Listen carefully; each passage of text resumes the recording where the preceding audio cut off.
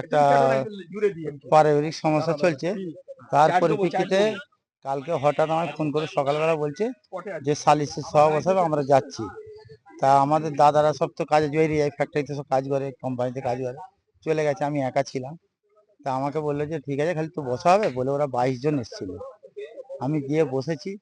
এমন একটা কথা বলেছে, আমাকে বলেছে তোমাকে বন্ডে সই করতে হবে, যে তোমার দোষ সব। বলে আমাকে কি করেছে, ওখানেতে জোর জবরদস্তি উল্টো পাল্টা ভাষা বলে মারতে আরম্ভ করে দিয়েছে। আমি নিচে নেমে পড়েছি। পড়ার পরে আমাকে এসে বলে একদম মুখেতে সেই হাতে সেই নাউল লাগানো ছিল, নিয়ে মুখে মেরেছে, বুকে লাথি মেরেছে। তো অন্তত 150টা ছেলে, দুটো ছোট হাতি করে আর 50টা বাইক নিয়ে হঠাৎ চলে আসে।